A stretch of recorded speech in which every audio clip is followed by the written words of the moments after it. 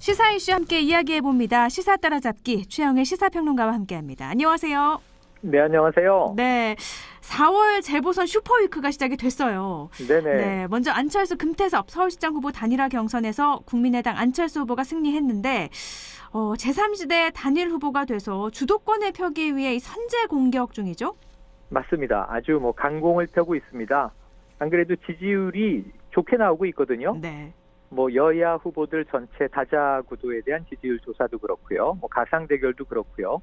상당히 경쟁력 있게 이제 나오고 있습니다. 네. 그런데 이제 남아 있는 것은 만약에 안철수 후보가 이제 금태섭 후보와 함께 제3지대 단일화에서는 승자가 됐지만 네. 최종 범야권 단일 후보가 되기 위해서는 국민의힘과 이제 또 단일화를 해야 되는 거죠. 그렇죠. 이 국민의힘은 어제 이 4명의 합동 토론회를 마치고 오늘부터 투표에 들어가 있습니다. 네. 경선 룰이 100% 국민 이제 여론조사이기 때문에 네. 오늘과 내일 조사가 다 되면 모레 발표가 될 텐데요. 3월 4일에 국민의힘의 본선 주자가 누구로 결정되든 안철수 후보는 바로 만나자 이렇게 이야기를 했어요. 네. 네, 김종인 비대위원장에게도 만나자라고 하는 이야기를 던졌고요. 네. 그래서 이제 무엇보다도 본인이 지금 잘 주도하고 있는 만큼 본인으로 단일화가 이루어져야 한다. 이런 이제 의사를 강하게 피력하면서 네. 어쨌든 이제 이 국민의힘 내에서 조금 이제 안철수 후보로 되겠는가, 조직력이 약하지 않는가 이런 문제에 대해서 이것은 정말 이번에 정권 교체의 이 디딤돌이 될 수 있는 기회에 찬물을 끼얹는 일이다. 이렇게 이제 반박을 하면서 지금 주도권을 행사하고 막 달리고 있습니다. 네. 그러니까 이제 이틀 후에 내일 모레 국민의힘 주자가 누구로 결정되느냐에 따라서 조금은 역학관계가 달라질 것 같거든요. 네. 그럼에도 불구하고 지금 국민의힘 내부에서도 이게 안철수로 가야 되는 거 아니야? 이런 동요가 일부 나타나고 있어요. 네네. 그런 것들을 보면 현재 이제 기세가 상당히 요즘 유행하는 말로 텐션을 받았다. 탄력을 받고 있다. 네. 이렇게 얘기할 수 있을 것 같습니다. 한참 텐션 업되고 있는 안철수 후보인데요. 네. 말씀하신 것처럼 오늘부터 이틀간 100% 일반 시민 여론조사를 거쳐서 3월 4일 내일 모레 국민의힘 본선 주자가 결정이 될 텐데 어떻게 전망이 되나요? 지금 이게 전망이 쉽지는 않습니다. 일단은 4명의 이제 국민의힘 예비 후보 중에 양강 구도는 아무래도 이제 나경원 후보와 오세훈 후보로 이제 지배하게 돼 있습니다. 네. 하지만 오신환 후보, 조은희 후보도 끝까지 이제 또 경주하고 있는 만큼 네. 뚜껑은 열어봐야 알 수 있는 거죠. 어느 후보도 이제 편회하기는 어렵습니다. 다만 이제 두 가지의 좀 다른 기류가 있어요. 국민의힘의 전통적 지지층에서는 어쨌든 지도부도 지냈고, 그리고 상당히 좀 강성 보수의 모습도 보여줬고, 최근에는 또 중도 지향을 보여주면서 아주 끝까지 달리겠다라는 의지를 강하게 피력하고 있는 나경원 후보 쪽으로 쏠려 있는 것 아니냐 이런 관측도 있는데 딱 국민의힘 지지층만이 아니라 이제 범보수, 중도 보수까지를 포함하면 어쩌면 오히려 좀 색깔이 옅은 보수색이 옅은 오세훈 또 이 후보를 지지하는 쪽이 최근에는 두드러지고 있다 이런 또 해석도 있어요. 그래서 쉽게 말하면 이제 팽팽하다 이렇게 볼 수 있는데. 여기 결정적인 게 뭐냐 하면 나경원 후보에게는 여성 가산점이 있습니다. 네. 그러니까 예를 들면 이제 10%인데 가정해서 나경원 후보가 한 40%를 득표했다. 또 오세훈 후보가 42%를 득표했다 그러면 10% 자기가 얻은 득표의 10%를 가산점으로 주니까 나경원 후보에게는 4%가 더 주어지는 거죠. 그럼 44대 42 이렇게 역전이 돼버리거든요. 그래서 여성 가산점 이제 10%는 상당히 이제 큰 무기가 될 수 있고요. 지금 이미 어제 이 여당의 경우에는 박영선 후보가 본선 주자로 올라오지 않았습니까? 그랬죠. 그러니까 이게 또 이제 하나의 지금 오늘 내일 이루어지고 있는 국민의힘 투표에 영향을 준다는 거죠. 과연 박영선, 나경원이 바람직하냐? 박영선, 오세훈이 바람직하냐? 이걸 또 따져보지 않겠습니까? 그렇죠. 아무래도 그럼 여야 대결이 보수에게 낫다 이렇게 생각하는 분도 있을 거고 아니다 남녀 대결이 낫다 이렇게 생각하는 분도 있을 테니까 이러한 변수까지도 어떻게 이제 투표에 반영될지는 모레 뚜껑을 열어봐야 할 수 있는데 이게 조은희 후보나 이제 오신환 후보도 열심히 달렸습니다. 이제 평가절하할 수는 없지만 어쨌든 나경원이냐 오세훈이냐 양강 구도로 달리고 있다. 그리고 뚜껑을 열어봐야 알겠다. 의외로 팽팽하다. 이렇게는 전망할 수 있겠습니다. 내일 모레 드디어 결정이 된다. 알겠습니다. 그렇습니다. 그런데 기싸움이 기호 싸움으로 또 이어지고 있어요. 네네. 네. 국민의힘 김종인 비대위원장은 4번 가지고 선거에서 이길 수 없다 이렇게 얘기했는데 어떻게 좀 결정이 될까요? 그러니까 이게 안철수 후보에게 가장 이 범야권 최종 단일화의 큰 산은 나경원, 오세훈 상대 후보가 아니에요. 그것도 중요하지만 김종인 비대위원장이에요. 워낙 감정적으로 좀 상해 있는 것 같아서. 그러니까 워낙 초반부터 자 입당하시오 그랬는데 이제 이 안철수 후보가 입당은 곤란하다 이렇게 얘기를 했단 말이에요. 그러면은 이제 통합 플랫폼을 가동할 수는 없다. 우리 당에도 안 들어왔는데 어떻게 하냐? 나중에 보자 이렇게 됐던 거죠. 그런데 이제 최종 단일화를 안 하고도 3자 구도로 나가도 국민의힘이 이긴다 이렇게 얘기를 했었지만 요즘은 단일화 없이 이기기는 쉽지 않다. 이게 3자 필패론, 그러니까 야권 필패론이 지금 나오고 있거든요.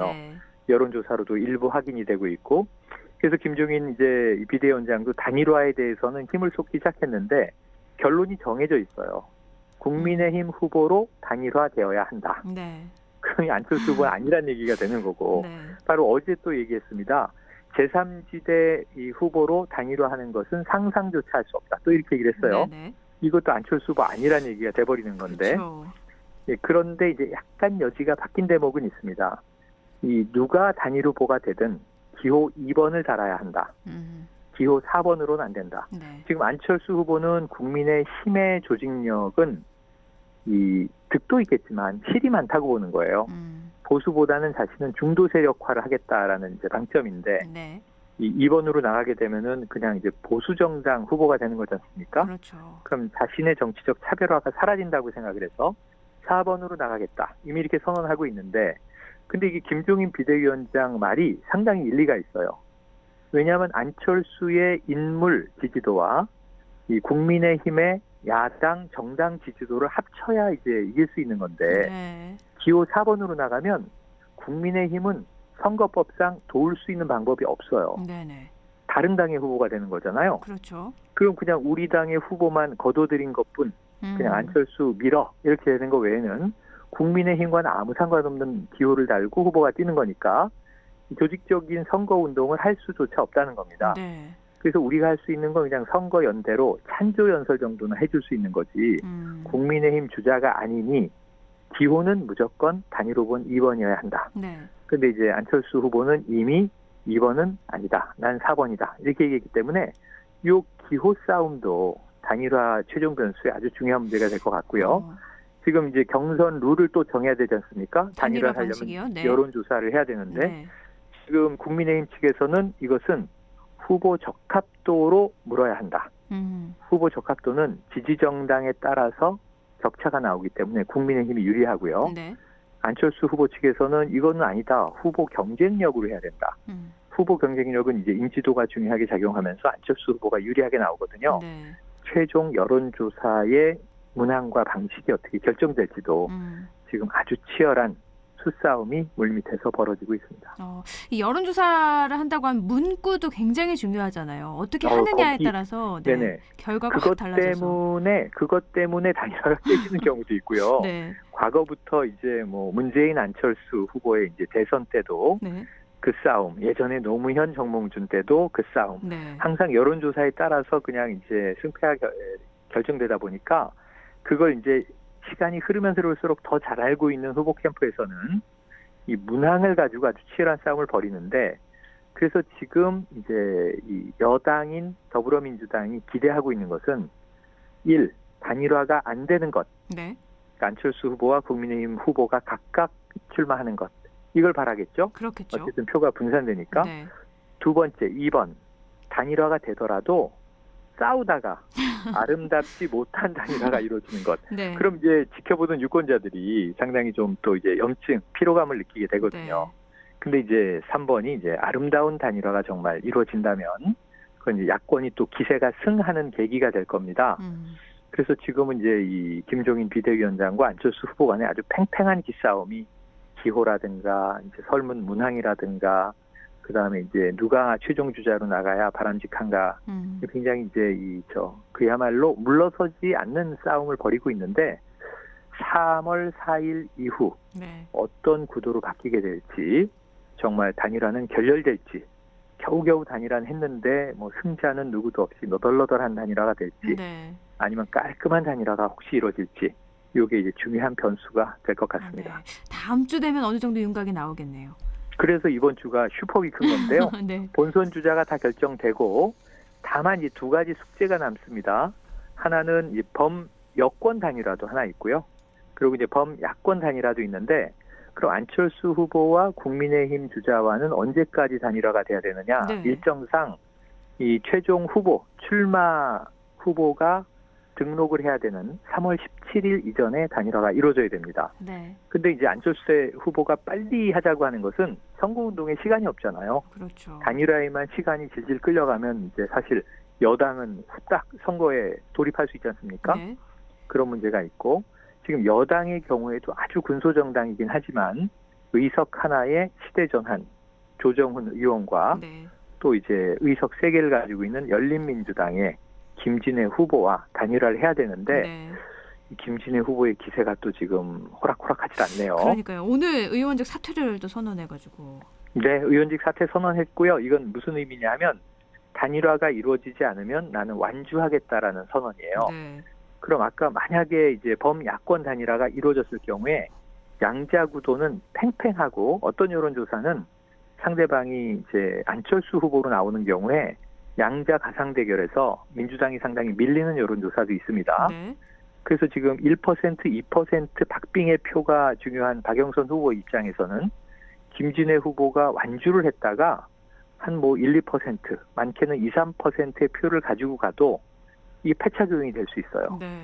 그 단일화는 무조건 이제 이루어야 하는 상황인데, 문제는 김진애 후보의 요구는, 자, 우리가 아무리 군소정당이지만 절차는 지켜라. TV 토론회도 해야 되고, 네. 정책 대결도 해야 되고, 네. 예, 또 전문 평가단의 이제 평가도 받아봐야 되고, 그리고 이제 국민 여론조사도 해야 되고, 그래서 과거에 박원순 후보, 박영선 후보가 단일화했던 모델을 적용해달라 이렇게 요구를 하고, 네. 시대전환 조정훈 대표와 셋이서 원샷 단일화를 하는 것은 이건 더불어민주당이 우리를 둘러리로 쓰는 것이다. 그렇게는 못한다. 네. 그래서 지금 민주당은 오늘 아직 속보가 안 나오고 있는데요. 시대전환의 조정훈 의원은 상당히 민주당에게 모든 걸 일임하겠다. 다만 단일화가 이루어지면 우리 정책을 민주당 후보가 받기로 해라. 정책을 이제 승계하는 조건으로 잘 될 것 같아요. 네. 근데 이제 2단계 단일화, 김진애 후보에게 어쩌면 박영선 후보와 더불어민주당이 상당히 좀 애를 먹을 수가 있고, 야권과 똑같이 결국은 이 단일 후보를 못 만들어서 각각 완주하게 되면 요게 또 나중에 참 의미심장한 아픈 가시가 될 수 있거든요. 네. 그래서 끝까지 지켜봐야 되고, 지금 만약에 3월 8일까지 정말로 원만한 단일화가 이루어지지 않아서 3월 8일이 이제 의원 사퇴 시한입니다. 네. 이 이후까지 이제 김진애 후보가 달리게 되면 의원 배지를 이제 잃게 되고요. 그러면 또 열린민주당은 비례 의원들이기 때문에 다음 순위가 의원직을 계승하게 돼요. 네. 이 대기 중인 사람이 바로 김의겸 전 청와대 대변인입니다. 그래서 굉장히 또 이제 묘한 상황이 펼쳐질 가능성이 있습니다. 참 조정훈 의원과는 그래도 단일화 합의는 좀 수월한 것 같은데, 김진애 네. 의원과의 단일화가 어떻게 될지, 언제 될지 이것도 또 지켜보는 관전 포인트가 될 것 같습니다. 그렇습니다. 네. 더불어민주당도 한번 살펴보죠. 박영선 후보가 우상호 후보를 꺾고 결정이 네. 됐는데 굉장히 차이가 많이 났어요. 차이가 많이 났어요. 네. 말씀하신 대로 이제 경선 룰이 100% 국민 경선인 국민의힘과는 다르게 민주당은 전통적으로 당심 50, 민심 50. 그래서 이제 18만 명의 이 더불어민주당 권리당원들이 투표를 했고요. 네. 이게 50% 반영됐고, 국민 여론조사 6만 명을 조사한 것이 민심으로 반영이 됐습니다. 네. 그런데 우상호 후보는 상당히 당심 쪽으로 이제 소구를 했어요. 그래서 민주당 다움 이런 이야기를 하면서 이 민주당 내에 또 이제 지지 선언을 이끌어내기도 하고, 네. 사실은 이제 박영선 후보보다는 최근에 이제 원내대표를 지내기도 했기 때문에 친문 당심을 좀 얻어내기 위한 노력을 많이 했습니다. 네. 그것도 이제 86그룹의 맏형이거든요. 그래서 이제 그러한 측면에 이제 노력을 했는데 뚜껑을 열어보니 결국은 지금 이제 야권이 단일화된다면 박 박빙의 승부를 치를 가능성이 있다는 점에서 네. 당심과 민심 모두 경쟁력 중심으로 후보를 뽑은 것 같습니다. 그래서 이제 우상호 후보도 열심히 했지만 이 박영선 후보가 69.56%, 그리고 이제 우상호 후보가 30.4%, 더블 스코어하고도 거의 한 9%포인트가 격차가 났으니까 네. 압도적으로 박영선 후보가 당선이 이제 일단은 후보가 됐고요. 본선 주자가 되면서 한 이야기가 일을 정말 잘하는 유능한 시장이 되겠다. 그래서 이제 업무 능력 이야기했고, 요즘에 좀 이 백신에서 왜 최소자녀 주사기 이런 게 각광을 받고 있잖아요. 네. K 주사기 이렇게 불리면서 이게 이제 박영선 후보가 바로 직전 중소벤처기업부 장관 시절에 이제 지원해서 만들어내고 그랬던 거란 말이죠. 그래서 상당히 이제 자신의 업적을 과시하면서 네. 무엇보다도 이 봄 같은 시장이 되겠다. 그래서 서울 시민들을 따뜻하게 품어드리겠다. 이런 이야기를 해서 엄마 리더십을 이제 하나의 모토로 내세웠고, 지금 만약에 나경원 후보가 저쪽에서 나오게 되면요, 독하지만 섬세하게 이렇게 돼 있거든요. 네. 자, 봄날 같은 푸근한 여성 시장이냐, 독하지만 이를 또 야무지고 섬세하게 하는 여성 시장이냐, 이런 대결도 볼만하고, 이건 아직 확정되지는 않은 거기 때문에 네네. 오세훈 후보, 안철수 후보 모든 가능성을 한번 다 열어놓고 봐야 될 것 같습니다. 참 달라요, 이미지가. 다 달라요, 네. 다 달라요. 그래서 어떻게 될지는 일단 국민의힘 경선에서 누가 되는지를 지켜보고 이야기를 또 나누면 될 것 같습니다. 네. 그러면 현재 여야 구도도 다시 한번 좀 살펴볼까요? 네네, 여야 구도 보시면 이제 박영선 후보가 이 조정훈 의원과는 무난하게 단일화가 될 것이고, 네. 김진애 후보와 과연 어떻게 단일화될 것인지가 마지막 변수. 네. 만약 단일화가 결렬될 경우에 김진애 후보가 어느 정도 완주하고 득표를 할 것인가에 이제 숙제가 민주당에 더해져 있고요. 지금 이제 야권이 제일 이제 흥행 포인트가 크면서도 이게 좌초됐을 경우에는 상당히 먹구름이 끼게 됩니다. 네. 최종 단일화 결렬 그러면은 안철수 후보든 국민의힘 후보든 그야말로 이제 먹구름이 끼게 되거든요. 그런데 또 안철수 후보가 되든 국민의힘 후보가 되든 단일화가 됐는데 한쪽이 상당히 불편한 상황으로 이루어지게 된다면 안철수 후보가 돼도 국민의힘 지지를 다 이끌어낼 수 있을 것이냐, 이 숙제가 남고요. 네. 국민의힘 후보가 돼도 안철수 후보를 지지하던 중도 이 유권자들의 표를 가져갈 수 있겠는가 하는 점에서 문제가 생기는 거죠. 네. 3자 구도가 되면은 상당히 안철수 후보와 국민의힘은 이제 문제가 생기는 상황입니다.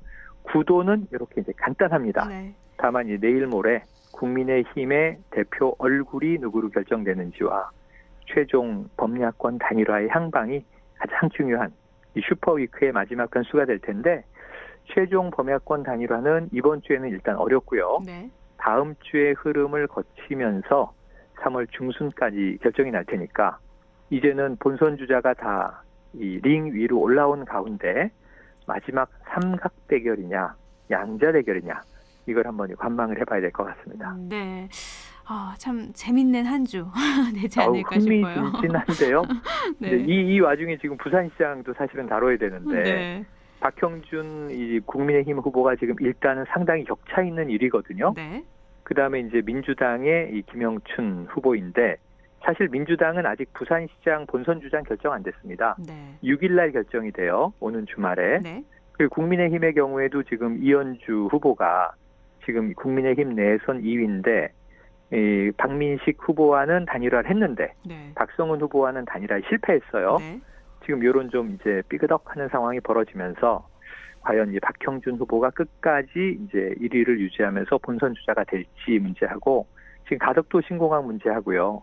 또 하나는 MB정부 때 국정원 불법 사찰 네네. 이슈가 터져 있어서 네. 이게 이제 부산시장 선거에 어떻게 작용할지를 3월 또 중후반에 지켜봐야 되는 상황입니다. 네. 어쨌든 부산시도 지금 이제 이 본선은 달아오르고 있는 것 같습니다. 네. 참 부산시장도 그렇고 서울시장도 그렇고 보시는 분들도 뉴스 보는 재미가 좀 있지 않을까 싶기도 한데요. 이게 또 그냥 이제 부산을 만약에 야당이 탈환하고 서울은 이 여당이 수성하고 네. 또는 이제 서울, 부산을 다 야당이 가져가면 여당은 그냥 레임덕으로 갈 수 있고요. 그렇죠. 그리고 또 이제 만약 여당이 서울, 부산을 다 지켜내면 이 전임 시장의 이제 여러 가지 불편한 사건들에도 불구하고 그럼 야권은 또 완전히 무력화될 수가 있어서 네. 이게 내년 3월에 대선으로 가는 아주 중요한 전초전이거든요. 그렇죠. 그리고 이낙연 민주당 대표가 이번 주말에 드디어 이제 당권을 내려놓게 됩니다. 네. 그럼 당대표에서 물러나면 뭘 하느냐? 이번에 이제 이 선거에 총괄 정책본부장을 맡게 될 거거든요. 네. 선대본부장을 공동 선대본부장 이런 형식으로 맡게 되면 이번 그 선거에서 서울이라도 지키면 대권 주자로 좀 승할 수 있는 기세를 다시 찾아올 수 있지만 네. 둘 다 패하면 사실은 지금 이재명 경기지사가 잘 나가고 있잖아요. 그렇죠. 이 대권 주자 가도에 빨간불이 켜지게 됩니다. 그러니까 이게 그냥 두 주요 광역 지자체 단체장의 선거만이 아니라 정말 내년 대선까지 쭉 이어지는 아주 중요한 선거가 되겠습니다. 네. 또 지난 주말에는 고위당정청 4차 재난지원금 규모와 대상을 결정했는데 네네. 19조 5천억 원 역대 최대 재정이에요. 깜짝 놀랐습니다. 네. 왜냐하면 우리가 1차 재난지원금을 전 국민에게 줬었잖아요. 네. 보편 지급을 했는데 이때가 14조를 조금 넘겼습니다. 네. 그래서 이번에는 좀 폭넓고 두텁게 준다. 그래서 이제 재정을 많이 요구하겠구나 하는 생각은 했지만 기재부에서는 처음에 한 10조 정도가 최선입니다. 조금 물러나서 12조까지는 어떻게 해보겠습니다. 네네. 근데 민주당은 이제 20조를 요구했단 말이에요. 그랬죠. 그러면 그 중간에 한 15조 정도에서 그러니까 이제 1차 때보다 뭐 조금 많거나 비슷한 수준으로 절충이 될 거다라고 전 예상을 하고 있었는데 네. 일요일 저녁에 19조 5천억 원으로 결정 났다는 얘기를 듣고 사실상 거의 20조죠. 그렇죠. 그래서 깜짝 놀랐습니다. 상당한 이 역대 최대급 재정을 이제 뽑아냈는데 근데 이게 폭넓고 두텁게 얘기에는 또 부합이 돼요. 네. 그러니까 범위가 넓어졌습니다. 2차, 3차 선별재난지원금 때 못 받았던 네. 예를 들면 연매출 4억 이내였는데 연매출 10억까지 그러니까 업종의 수, 업체의 수를 훨씬 더 늘렸고요. 네. 종업원 5인 미만이었는데 이젠 10인 미만으로 중대형 규모의 이제 소상공인, 자영업자들에게도 혜택이 돌아가게 했고요. 네. 지난번에는 뭐 최대 300만 원이었어요. 3차 때. 네네. 이번엔 최대 650만 원 줍니다. 네. 2배 이상 많이 주는 거고 여기에 특수고용 노동자, 프리랜서, 심지어 저소득층의 대학생에게도 학자금을 지원해주고 그리고 이제 고용 이 긴급 고용 지원금도 이번에 지원을 합니다. 네. 그래서 상당히 혜택의 폭을 넓혔고 지난번에 사각지대가 이 피해 장부를 증빙할 수 없는 노점상은 네. 피해 증빙이 안 되니까 못 드렸거든요. 네네. 근데 이제 시장에 이 사업자 등록만 돼 있으면 노점상에게도 생계지원금 50만 원, 그리고 이제 임시 일용직 근로자들에게도 생계지원금 50만 원, 네. 법인 택시기사에게도 주어지고요. 그래서 상당히 좀 광폭으로 두터운 지원을 하는 내용이 나와서 19조 5천억 원의 이제 효과가 어떻게 나타나는가가 아주 중요한 대목이 되겠습니다. 참 이번 재난지원금이 잘 지원이 돼서 또 경제 살리기에 좀 마중물 역할을 하면 좋을 텐데 그런데 그래야죠. 슈퍼 추경안 심사를 놓고 야당은 강하게 문제를 또 제기하고 있잖아요. 이게 야당의 딜레마가 있어요. 지금 이제 이 당정청의 입장은 지금 이게 3월 4일 내일 모레 국회로 정부의 이제 추경안이 들어갑니다. 네. 19조 5천억 원 중에 4조 5천억 원은 이제 기존 예산에서 쓰는 거고요. 네. 15조는 국채 발행을 해야 되기 때문에 추경이 돼야 될 텐데 그럼 국회에서 이제 여야가 심사를 해서 통과시켜야 이 돈을 쓰는 거거든요. 그렇죠. 기재부는 국회가 통과만 시켜주면 다음 날부터 지급을 하겠다. 문재인 대통령도 이게 3월부터 지급이 시작되도록 속도를 내달라. 근데 이게 3월 후반부터 지급이 시작되면 말이죠. 4.7 재보선이잖아요. 네. 야당은 좀 입술이 나올 수 있습니다. 네. 이게 선심성 아니냐. 선거 전에 이렇게 돈을 뿌리면 그럼 이게 정부는 어떻게 이게 선거에 개입하는 거 아니냐는 비판이 나오는 거죠. 네. 근데 이걸 또 주지 말자고 하기에는 김종인 비대위원장은 대통령이 긴급재정명령을 내려서 100조 원을 준비하라. 이런 얘기도 지난해 했었고요. 네. 사실 자영업자와 이 소상공인을 지원하는 걸 또 말리기는 애매하거든요. 그렇죠. 그렇다고 또 선별로 주자는 것도 입장이 같았는데 보편으로 주라고 할 수도 없는 거고. 그래서 이게 선거를 겨냥한 선심성 아니냐라는 이야기를 할 수는 있는데 이 추경에 반대하면 역풍이 불 수 있기 때문에 이 야당 입장에서는 참 골치가 아픈 상황이고요. 그러면 이제 서울과 부산만 선거가 있는 거잖아요. 전국을 놓고 봤을 때. 네. 그럼 서울과 부산만 4월 7일 선거 끝나고 지급하라. 이렇게 얘기하는 것도 아주 이상한 상황이 돼버리는 거죠. 그렇죠. 그래서 저는 이 야당에게 계속 권고하기를 더 많이 주라라고 주장하라. 그래야 국민들이 오히려 이 정도로 되겠는가 더 많이 주시오라고 공세를 펴는 게 프레임을 다시 선거를 위해서는 네. 더 통 큰 야당의 모습을 보여주면 어떨까 이런 조언을 드리고 있는데 어쨌든 쉽지는 않습니다. 이것도 새로운 접근이네요. 네. 더 많이 해라. 네, 알겠습니다. 과연 그렇게 할지는 지켜봐야겠네요. 글쎄요. 알겠습니다. 오늘 여기까지 됐죠. 말씀 고맙습니다. 네, 고맙습니다. 네, 최영일 시사평론가와 함께했습니다.